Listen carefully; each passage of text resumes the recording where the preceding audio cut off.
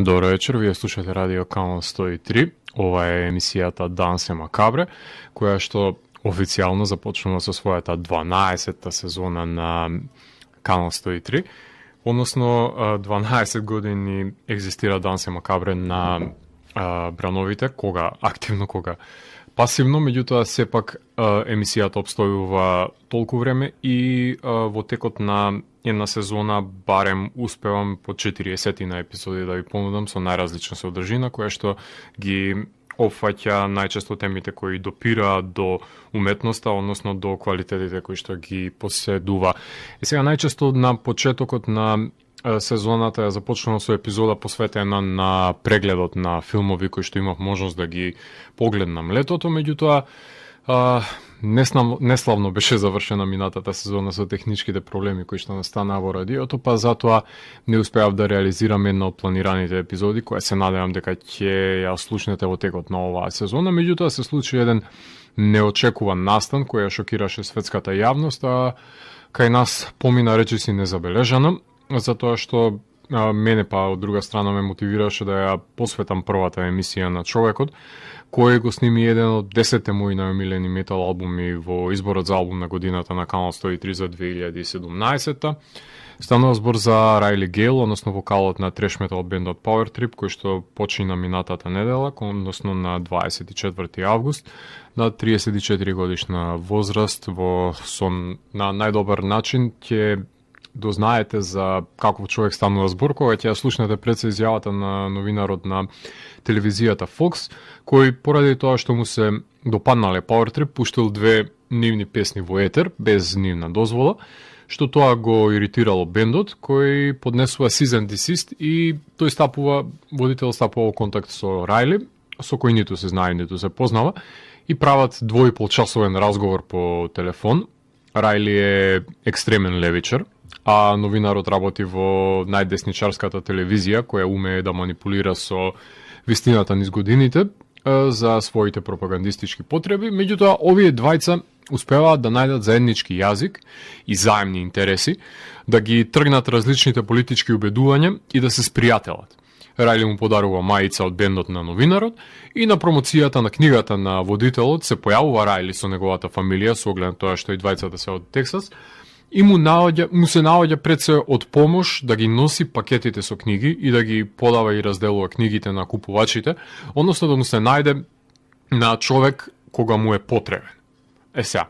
ајде сега да го запрашам, кога се имате најдено вие во позиција во овој свет на алиенација, кај што секој секого го антагонизира за да се чувствува подобро со себе си, во свет во кој што секој сака да направи непријатели со омалуважување на социјалните мрежи, кога се имате најдено во позиција да му бидете од помош на непознат човек, безрезервно да му се најдете во животот, без да барате услуга за возврат. Сега, таков човек беше Райли. Тоа се вредностите кои понираат од метал културата, кои неуките луѓе не ги разбираат, затоа што под униформираноста се крие една длабока хуманост, која што ја носеше овој човек во себе.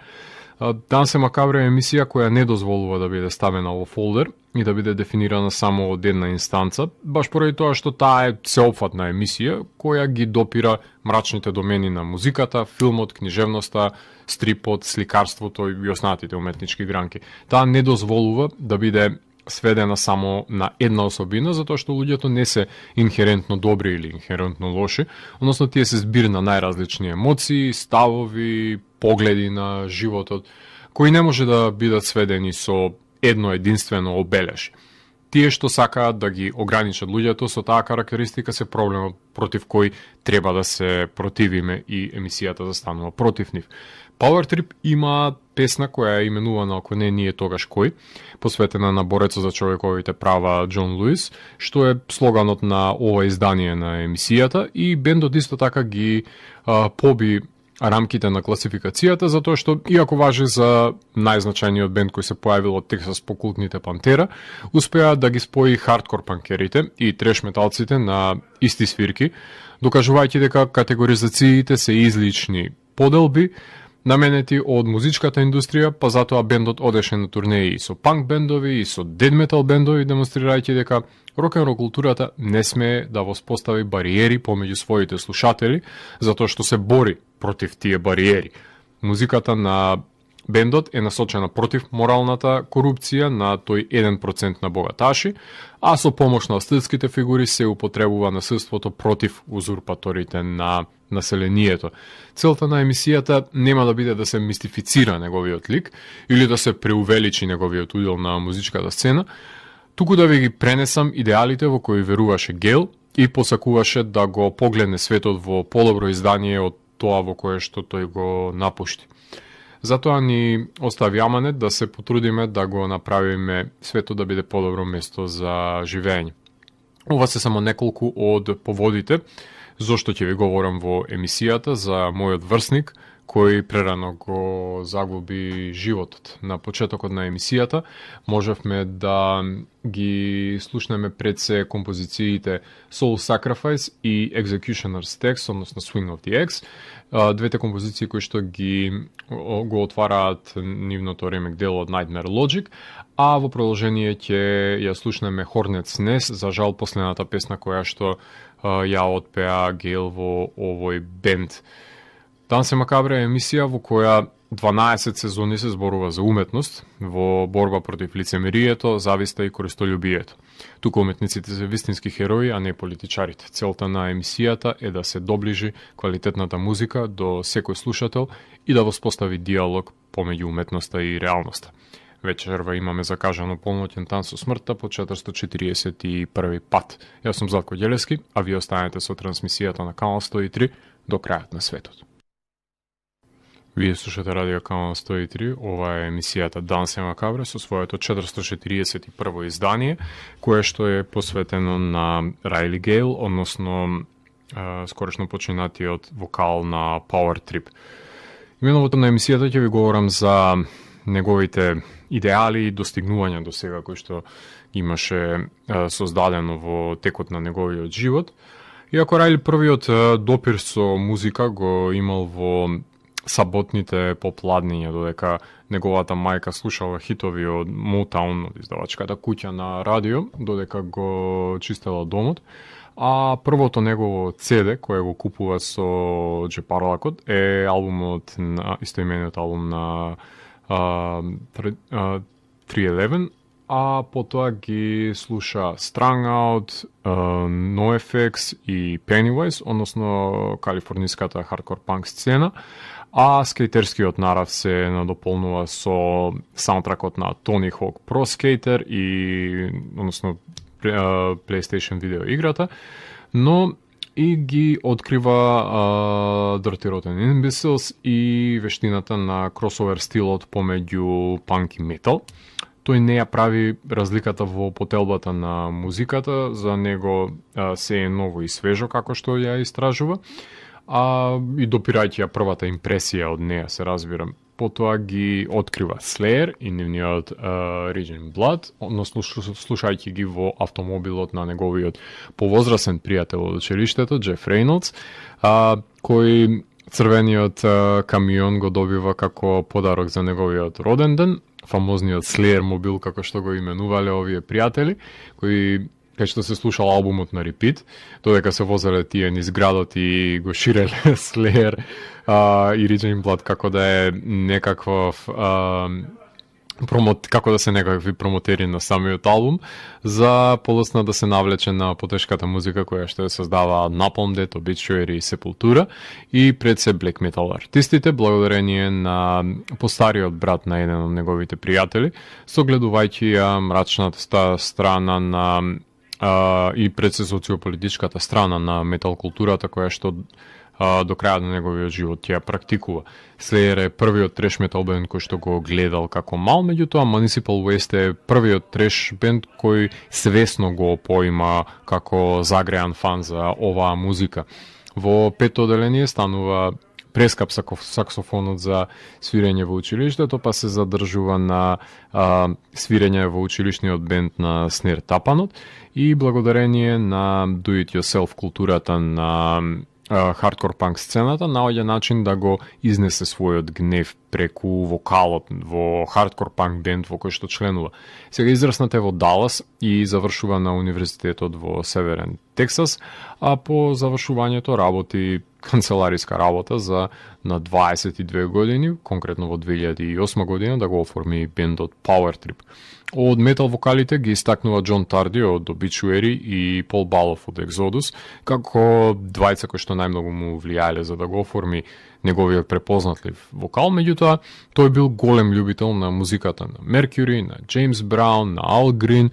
но и најразлични артисти од Мег Реми до Bolt Thrower, значи буквално од поп артисти до дед метал артисти ги преслушувал и ги обожувал со тоа што останатите членови од бендот слушаат од кантри до брит, поп рок, преку анархопанк до треш, до блек метал, до дед метал, така што категоризации кај нив не постојат едноставно квалитетна музика, има и неквалитетна, што е нешто што треба сите многу добро да го научиме и прифатиме во животот. Љубител беше на францускиот постмодернизам, го читаше Толстој, поживаше да ги чита екзистенционалистичките автори, како и графичката новела Сендмен, потоа Профет на Брендон Грем, односно Конон во Вселената, и пред се графичката новела Материјал на Алеш Кот ги напоменува како едни од неговите поомилени. Неговиот гитарист на бендот, Блейк Ибанес, е шредер од Мали Нозе, на свирката на Hatebreed, Sick of It All и Terrors запознава со басистот Крис Ветцел, кои имале поддршка од родителите да се занимаваат со мрачната страна на музиката, за разлика од нивните пријатели. Тие почнуваат да истражуваат во кросовер правецот, слушајќи ги Agnostic Front, Sacrilege, Nuclear Assault, Chromax, Violence, Bitter End, Iron Age. Меѓутоа, кросовер музиката ја гледаат низ призмата на поп сензибилитетот, создавајќи впечатливи рифови за уво. Пред се тие создаваат и симплифицирани песни кои што ќе допрат до сечи слушател, одбивајќи да употребат дуплива снатопаните, сакаат да бидат пред се традиционални во пристапот кој што го имаат зацртано за нивното музицирање. Имено Ибанез во едно свое сведоштво потенцира дека носел EFI мајца додека одел на училиште и го пресретнал некој повозрастен тип и кој му напоменал дека ќе му изрежал диск всушност од Bad Brains, кој самиот гитарист потенцира дека му го има променето животот. Тоа е таа интерферирање на повозрастните љубители на рок-н-рол музиката, кои што го споделуваат своето знаење со помладите, при тоа и навредувајќи ги најверојатно за самата мајца која што ја носел. Меѓутоа го споделуваат тоа знаење за допирање до тие помрачните бендови, пред се поагресивните бендови кои што им го менуваат животот на овие членови на бендот и им го прошируваат пред се нивниот музички диапазон. По распадот на хардкор бендот кој што го имал Гейл, на веќе 16 годишниот гитарист Ибанес му приоѓа на 22 годишниот вокал со намерата за оформување на заеднички бенд, малку со страв, малку со скепса, меѓутоа Рајли апсолутно немал никаков проблем со таа идеја, со оглед на тоа што тие ги прифаќаат разликите помеѓу нив и одат напред, односно соработуваат во манирот на кој што соработувале Ленон и Маккартни низ годините, пред се за доброто на бендот, одејќи со различен вкус и различно искуство во тоа како сакале да звучи и изгледа Power Trip, меѓутоа во тој судир на идеи се раѓаат и нивните најголеми дела. Живеат во ист град и по завршувањето на факултетот на Рајли почнуваат да свират заедно, но од нивниот креативен судир буквално и доаѓа квалитетот кој што планира од нивните дела. Рајли бил повозрастен од останатите музичари, тој претходно имал на турнеи со неговиот значаен хардкор бенд кој помогнал да се оформи пред се тексашката сцена, да настане корелација помеѓу останатите бендови и воопшто на бендовите кои што поаѓаат и доаѓаат во Тексас од надвор. Тој ги предводел останатите музичари со неговото искуство, меѓутоа има моќен вокал. Еден вресок кој го привлекува вниманието на секој слушател, кој мора да го согледа значењето на испеаните зборови за да ја спознае неговата моќ која што ја поседува. Првиот тапанар го напушта бендот затоа што родителите на 15 годишното момче не му дозволуваат да свири на свирки надвор од градот и овие приказни кои што ги дознав за создавањето воопшто на бендот говорат дека се универзални, дека кај да се отпадниците во која и да е држава, дали станува збор за САД, односно дали станува збор за Тексас, дали станува збор за Скопје во Македонија, секогаш се тие што ги носат маиците на нивните омилени бендови, тие кои што застрануваат од останатите членови во класот, кои што ги интересираат, некои си поспецифични и помрачни субјекти кои што ги истражуваат во нивниот живот, така што овие приказни животни пресесаги на многу непосредно рамниште може да се поврзат едни со други и многу лесно може луѓето да се пронајдат во нивните животи. Првото демо го снимаат во спалната соба на нивниот пријател, каде што ги имале единствените услови тоа да го направат, а уште од првата песна може да се забележи нивниот грув, кој што по Пантера нема друг бенд од Тексас кој што може да го носи тој грув со нивна гордост и да биде препознаен, како и хардкор панк ритам секцијата која што го краси овој бенд. Со нивната 7-инчна плоча Armageddon Blues го привлекува вниманието на Сем Јармут, односно собственикот на Triple B Records, кој ги става на компилацијата American Hardcore заедно со Backtrack, Rotting Out, Cruel Hand и Title Fight, бендови кои што се пробиваат во ист период, но на тој начин што The Hammer of Doubt станува хит сингл од ова издание и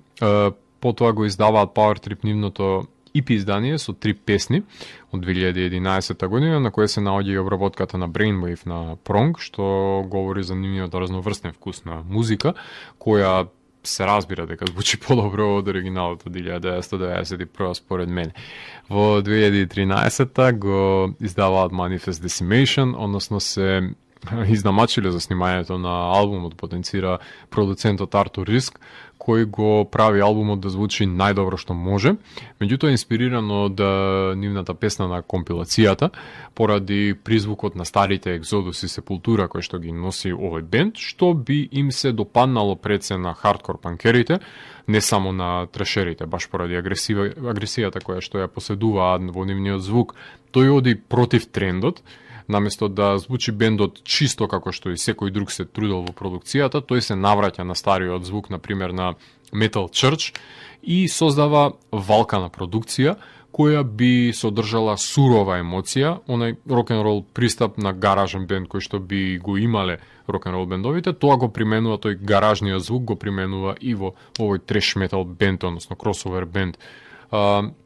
Со Крис Улш на тапани настапува бендот на турнејата предводена од Lamb of God, Anthrax и Deathhaven, која што им ги отвара вратите за широките, поголемите изведувачи пред се на пристапот до големите фестивали кај што ќе свират. Во 2017 година го снимаа нивното ремек дело Nightmare Logic, албум кој што ќе ги обедини сцената на металците и панкерите, како што тоа, например,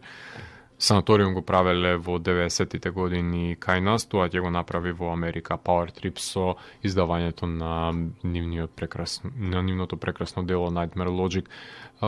Тука ќе направиме на кратка музичка пауза, ќе слушнеме неколку композиции кои што датираат од најраниот период на бендот, односно ќе слушнеме Armageddon Blues, потоа од истоименото EP издание, ќе слушнеме нешто од нивното демо од 2008 година, чисто колку да ја почестувате таа сурова енергија која што ја поседува Power Trip, односно ќе слушнеме Acid Trip од нивното демо издание и потоа следува обработката на Brainwave на Prong, која што се наоѓа од нивното истоимено EP издание Power Trip. Уживајте.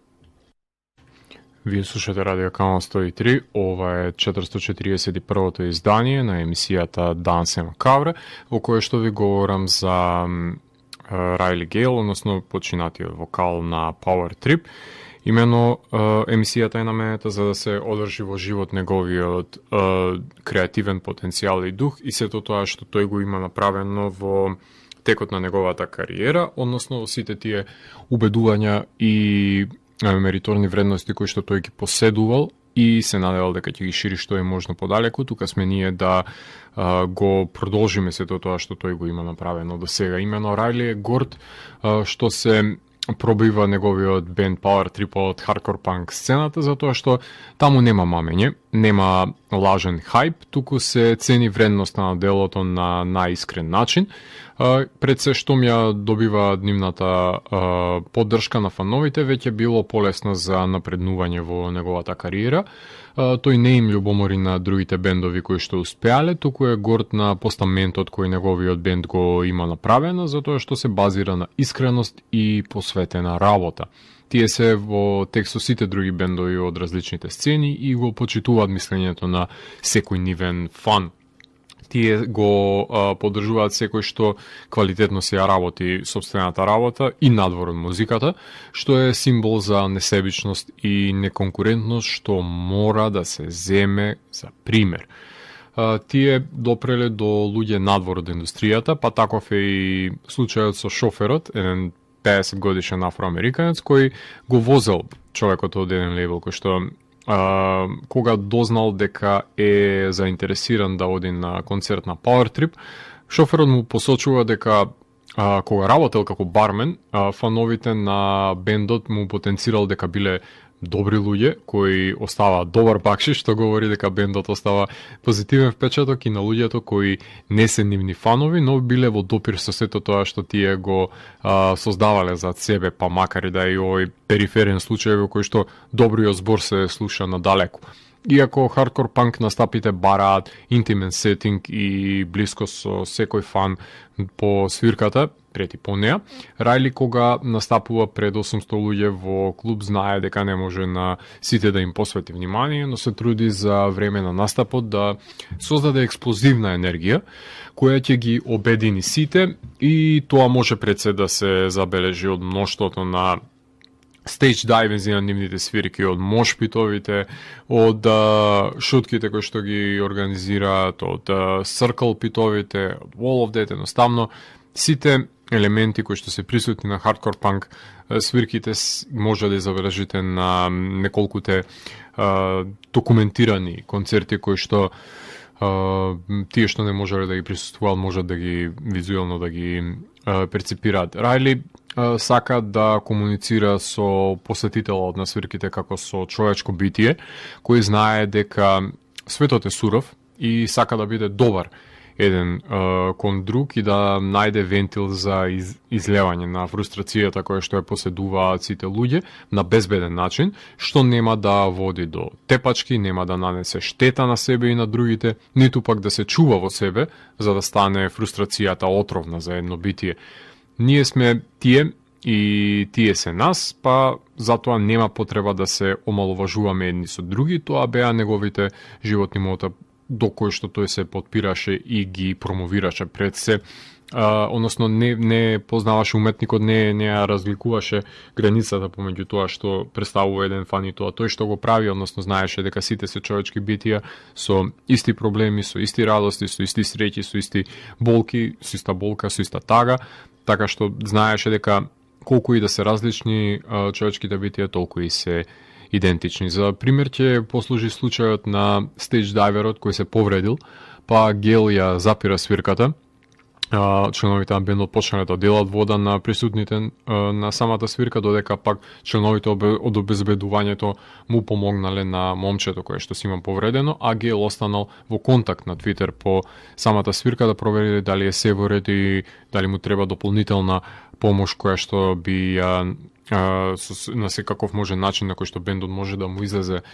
пресред. Сега издаваат и компилација, односно сплит со Integrity, тоа заборави во претходниот блог да ве напоменам за нивната активност од 2008 до 2014 година. По турнејата со Данзиг од Misfits можеле да бендот можел да се опушти и да си ужива во кетерингов, бесплатните гитари, ама меѓутоа бендот останал посветен на музиката, снимајќи нови рифови, останал гладен да биде за создавање на нови дела со искрена истрајна мотивираност. По турнејата создаваат нова музика и продолжуваат членовите на бендот да работат во нивните дополнителни работни ангажмани кои што има, така например гитаристот работи во локална продавница за музички инструменти, меѓутоа секој ден готви нови рифови. Рајли за време на турнејата, иако е преморен, работи за пишување на содржина на веб страници, одржува профили на социјални медиуми за мали бизниси и прави search engine оптимизација, додека се вози во комбето од еден град во друг, би се откажал од музиката за да може да пишува и за да се издржува, заради тоа што пишувањето беше една од тие други пасии кои што ги имаше во животот. Рајли има направено многу за тексашката сцена. Тој водел еден своевиден магазин кај што имало свирки од бендови кои што доаѓаат од другите градови, на кои им организирал и да свират во Тексас за да не ја заобиколат државата, односно да има флуктуација, да има промет на различните бендови, да се разменат искуства на членовите и да не биде заобиколена пред се оваа пустелија. Меѓутоа, ова место во текот на неделата, во текот на денот недела се организирали кечарски надпревари и живееле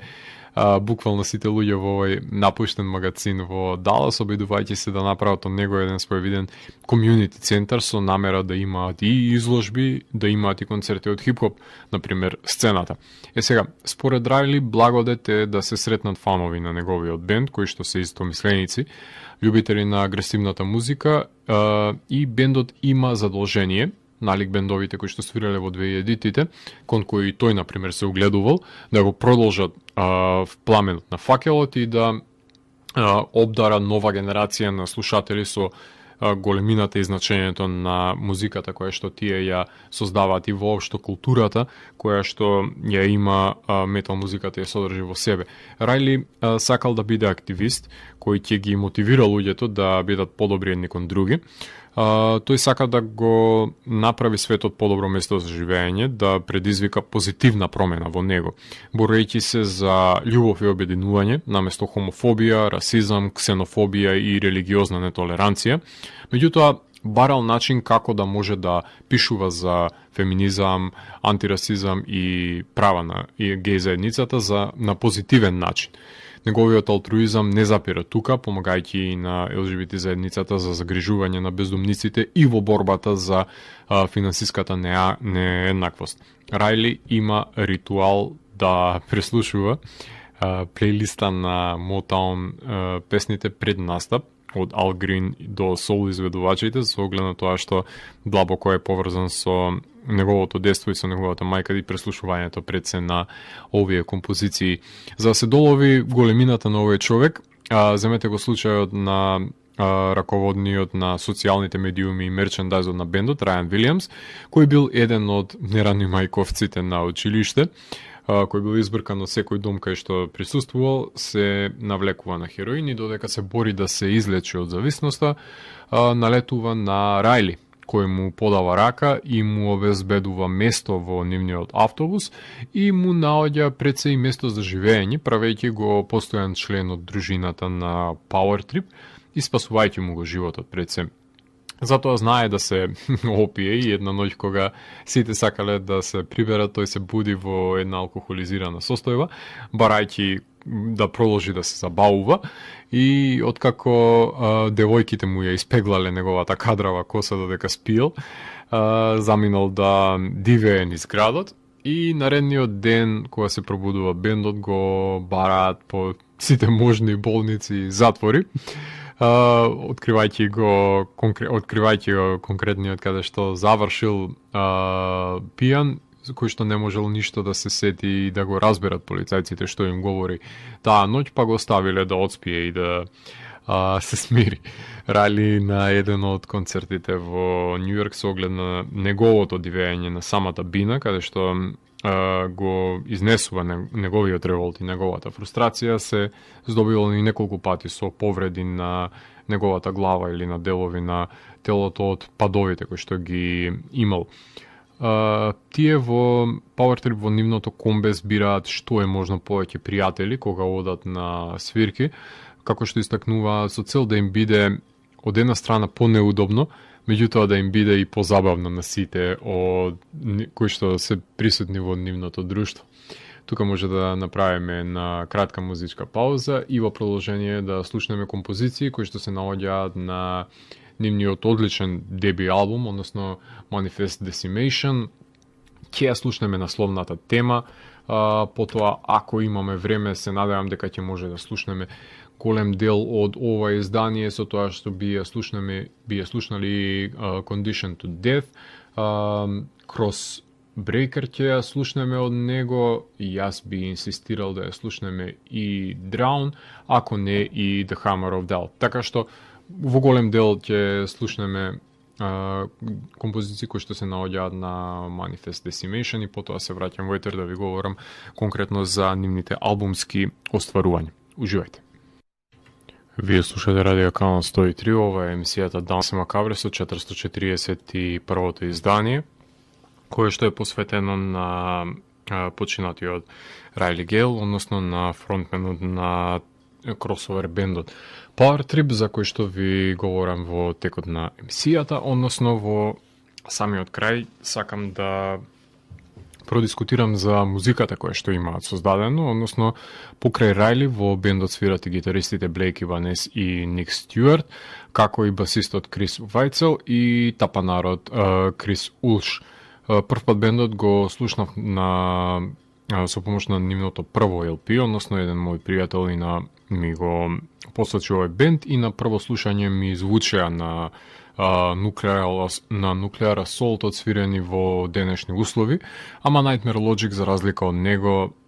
нема заборавлива песна, едноставно елементите кои што работат на првиот албум се усовршени во вториот и се пандани на своевидно на Slayer баш во начинот на кој што ги создаваат нивните дела. Бендот е социокритички мотивиран со оглед на тоа што музиката им е насочена против моралната корупција, но успева да се пробие во баграта на истозвучни ретроградни треш метал бендови поради моќните рифови, грувот на песните со спорото темпо, наспроти хардкор панк секвенците во брзите слеерски песна, како и поради препознатливиот вокал на Райли, кој иако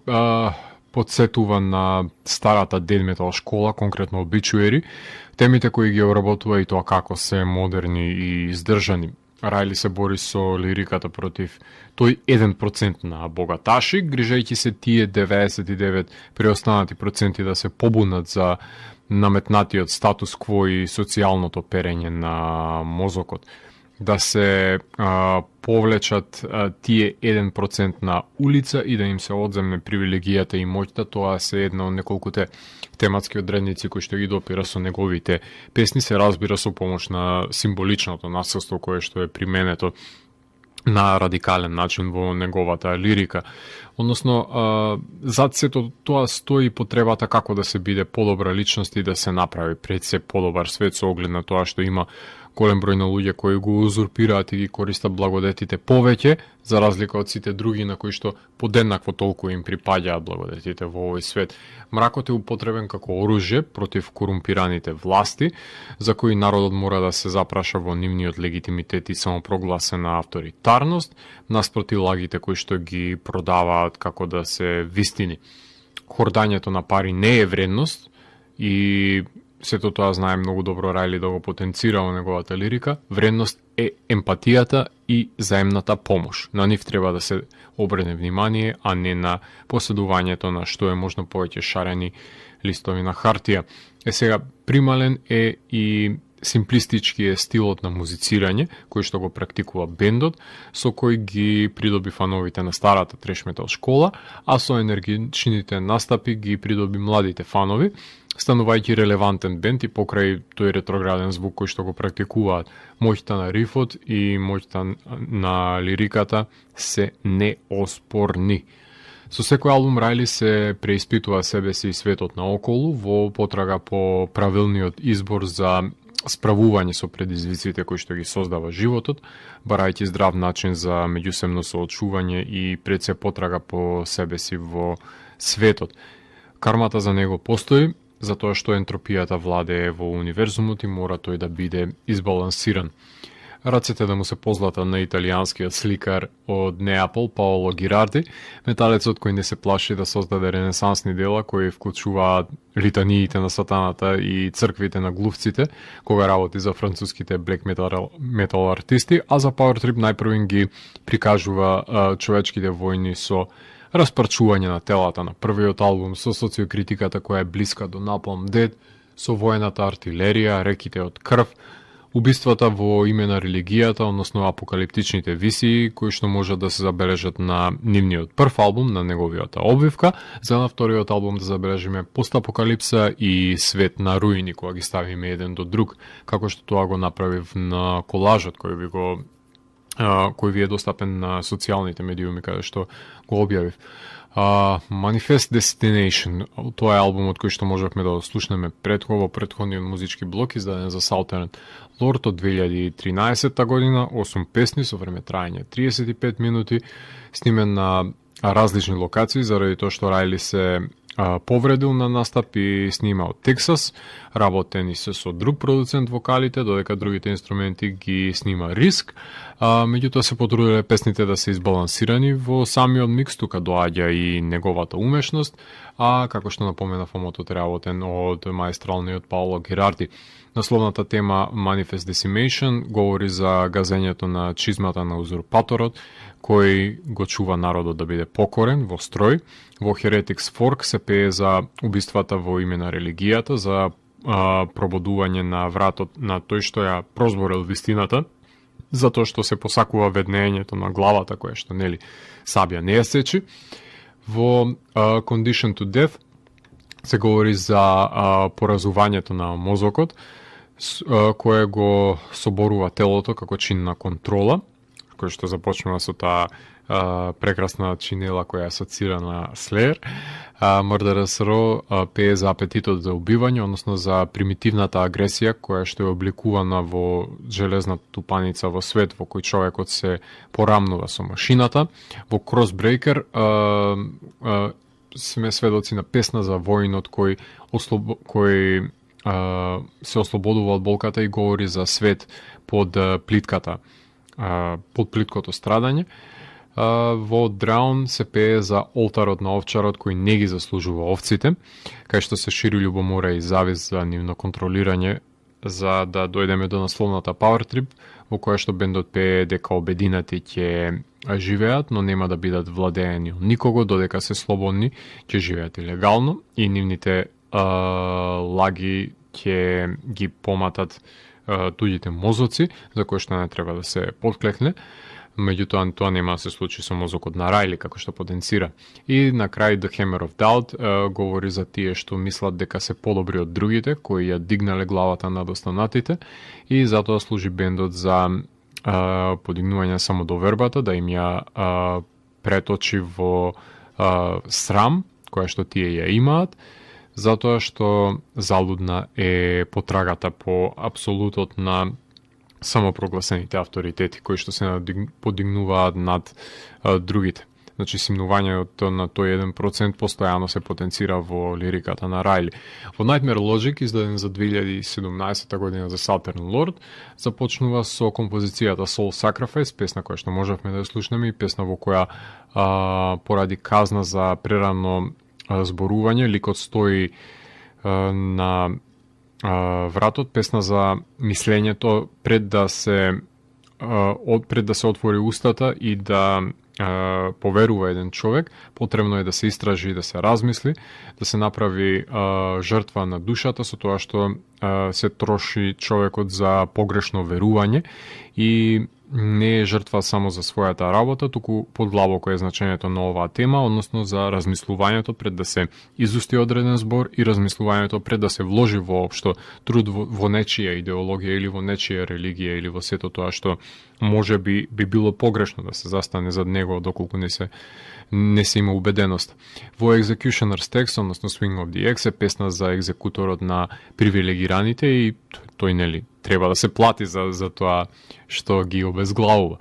Во Firing Squad се пее за губитокот на логиката во испраните мозоци, на кои им се кажува да не застранат од тенката линија по која што се движат, додека не бидат стрелани. Во насловната Nightmare Logic се опишува борбата со иманентните демони, потенцирајќи дека тие ги поставиле во ѓаволското игралиште и им даваат опасни играчки кои ги користат против нив, односно возвраќајќи им го ударот со злото на кое ги научиле. Тоа е враќање со артилеријата на узурпаторите кои што ја наметнуваат, а во Waiting Around to Die се пее за тоа дека човечко битие го губи значењето ако одбива да се бори, чекајќи ја смртта, односно дека треба да се бори за слобода и да докаже дека ја има иднината пред себе. Во Ruination се пее за чистењето од руините на нацијата, немајќи усти, мораме да вриштеме, потенцира лириката, затоа што во пресудниот миг сите сме избегале. Во If Not Us, Then Who, насловната песна на оваа емисија, пее Рајли дека човекот треба да излезе од пештерата, затоа што кој ќе биде символ на промената ако не ние, кога ако не сега, од каде односно прашувајќи до каде е човекот подготвен да оди, до кои инстанци, а во Crucifixion, последната песна на албумот, се пее за мизерното територијално мочање и атрофијата на мозокот во светот на империјалната демократија, во која лаги се шират како плевел, индоктринирање на насилството за своја полза, корумпирајќи ги вредностите, а при тоа глумејќи невиност, во чистото американско лицемерие доловено во стиховите I don't care what you think you know, go ahead leave it on your tombstone. Your thirst for totality is rational savagery. Притисокот да направат подобар албум од Nightmare Logic беше екзистентен и Рајли често потенцираше дека за наредната година ќе има доволно материјал кој што ќе може да му се спротистави на овој албум, да му опонира, ама ништо нема да добиеме најверојатно од тоа, затоа што единствено беше пуштена Hornet's Nest композицијата за Adult Swim, чисто колку да се задоволат фановите да ги потсетат дека тие се уште тука и дека создаваат нова музика. Бендот кој што свири буквално со секој, од Casualties, од Prong до Crowbar, свират на South by Southwest филмскиот фестивал, на промоциите на Niles, Xibalba и Palm, свират заедно со Trivium и Code Orange на Metal Hammer турнејата, а дури самите Trivium им ја обработија нивната култна песна Execution as Text, која што обезбедив да ја слушнеме на крајот на емисијата во нивна интерпретација. Албумот на Power Trip Nightmare Logic се искачи на првото место на метал албумите на iTunes благодарение на нивните фанови по смртта на Рајли. Scott Ian од Anthrax, Ice-T од Body Count, Jamie Justa од Hatebreed, Randy Blythe од Lamb of God, потоа членовите на Black Dahlia Murderer, Rob Flynn од Machine Head, потоа Coheed and Cambria, Brian Fair, Code Orange, Death Haven. На социјалните медиуми го споделија нивното жалење од прераната смрт на Рајли, присетувајќи се на нивната средба со него и значењето и уделот кој што ги има оставено во нивниот живот.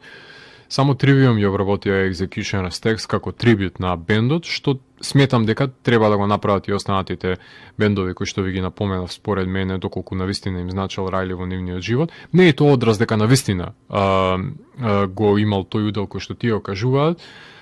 затоа што ретко кој не бил опортунист како него, но бендовите со кои свиреле може да одвојат време и да научат некоја од нивните песни, наместо да се тепат да ја свират најпрепознатливата, да снимате на компилација и да го дадат профитот на хуманитарните цели, да оди во организациите зад кои што Рајли ги поддржуваше и застануваше целиот негов живот. Барем тоа сметам дека е едно од тие праведните начела, односно една од малкуте работи кои што може да направат, не само да го докажат со помош на музиката сето тоа што неговата музика има оставено зад себе, туку да бидат пример дека неговото дело ќе живее и ќе продолжи да живее за наредните генерации на слушатели, да не биде заборавено сето тоа што тој го има ставено зад себе на винил или на пластика или во оваа дигитална трага во која што испаруваат сите можни вредности кои што ги имаме. Рајли е задоволен со сето тоа што успеал бендот да го направи досега, затоа што се што зацртал постигнал во неговиот живот, меѓутоа беше подготвен да направи еден смел чекор напред во борбата против нееднаквоста, знаејќи дека истомислениците ќе го следат во чекор неговиот подвиг. Тој во едно интервју имаше потенцирано дека верува во генетичката меморија, односно дека телото ќе се распадне, атомите ќе бркаат некакви си нови задолженија кои што ќе ги имаат. Меѓутоа, исто така потенцира дека сите сме исти битија во силото, како што сведочи последната објавена песна Hornet's Nest, кај што се забележува неисцрпната енергија која што ја поседувал неговиот бенд и промената на рифовите кои што се воочливи во оваа композиција и пред се моќниот вокал кој што го има Рајли. За крајот на емисијата ќе слушнеме неколку композиции од нивното ремек дело Nightmare Logic, односно ја слушаме експлозивната слеерската Firing Squad, потоа следува истоимената Nightmare Logic како и нивниот албум,